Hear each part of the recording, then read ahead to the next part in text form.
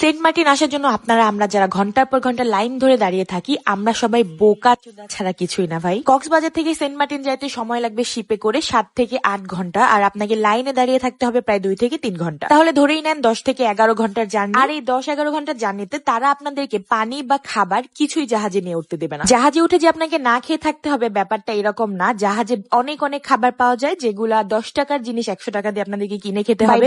এই আন্টিটা আমাকে ভিডিও করছিল গোপনে, তাই আমিও তার একটু ফেসটা নিয়ে নিলাম। খুবই দুঃখিত আন্টি, কারণ গোপনে কিন্তু কারো ভিডিও ধারণ করা একদমই উচিত না। আমরা নর্মালি যখন চলাফেরা করি রাস্তায়, তখন আমরা কোন অবস্থাতে থাকি সেটার কিন্তু কোনো ঠিক ঠিকানা নাই। আর আমরা যখন নিজেরা ব্লগ করি বা ভিডিও বানাই, তখন আমরা কিন্তু খুব গুছিয়ে নিজেদেরকে ভিডিওর সামনে উপস্থাপন করি। আর আপনারা আমাদের ব্লগারদের দেখলে বাজে একটা অ্যাঙ্গেল থেকে ভিডিও করে বাজে একটা ক্যাপশন দিয়ে পোস্ট করে দেন। ব্যাপারটা খুবই ভালো। এখন থেকে আমাকে না বলে যারা ভিডিও করবেন, আমি যদি দেখতে পাই বা আমার চোখের সামনে যদি পড়ে, তাহলে আমিও আপনাদেরকে ভিডিও করে পাবলিক করে দিব। বিষয়টা তাহলে কেমন হবে? সেটাই ভালো হবে যদি আপনারা আমাদের সাথে এসে সরাসরি কথা বলে আমাদের সাথে পিকচার বা ভিডিও করেন। যাই হোক, কথা বলতে বলতে শিপেই উঠে গিয়েছি। প্রায় 2 ঘন্টার মতো আমরা ওয়েট করার পর, লাইনে দাঁড়িয়ে থাকার পর কিন্তু জাহাজে উঠতে পেরেছি। আর জাহাজে ওঠার আগে দেখি কয়েকজন খাবারের প্যাকেট নিয়ে যাচ্ছে, তো আমরা সাহস করে আমরাও কিছু নাস্তা সাথে করে নিয়ে গিয়েছিলাম। আপনারা কিন্তু পানি খাবার দুইটাই জাহাজে নিয়ে আসতে পারবেন, তবে সেটা হাইড করে নিয়ে আসতে হবে। সেন্ট মার্টিন আসার জন্য আপনাকে পর্যটক নয়, বরং সবার কাস্টমার হয়ে আসতে হবে, কারণ এটা টোটালি একটা বিজনেস।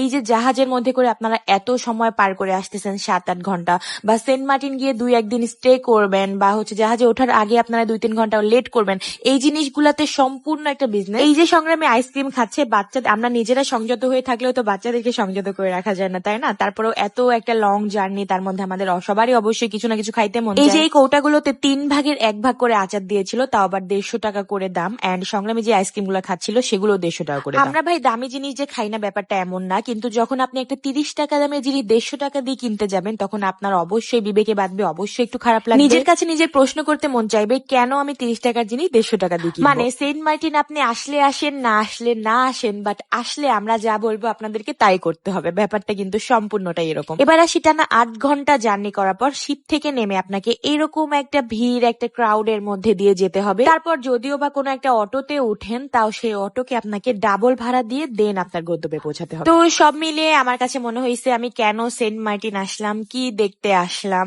তারপরেও যখন এই নীল পানির সমুদ্র সামনে আসলো, এই সমুদ্রের খোলা আকাশের বাতাস যখন উপভোগ করলাম, তখন মনে হলো যে না, পয়সা উসুল একটা ট্যুর দিতে পেরেছি। তো এই হলো আমাদের সেন্ট মার্টিন ট্যুর। তো আমরা এখানে আরো একদিন থাকবো। নেক্সট ব্লগ পেতে অবশ্যই আমার পেজে একটা লাইক দিয়ে রাখবেন। আর আজকের ভিডিওটা শেষ করবো এই পর্যন্তই। সবাই ভালো থাকবেন, টাটা। ঘুম থেকে চোখ খুলে যদি আপনি আপনার বাচ্চার এরকম একটা ঘুমন্ত ফেস দেখেন, তাহলে কি করেন ফার্স্টে? আমি তো প্রথমেই কয়েকটা চুমু দিয়ে নেই।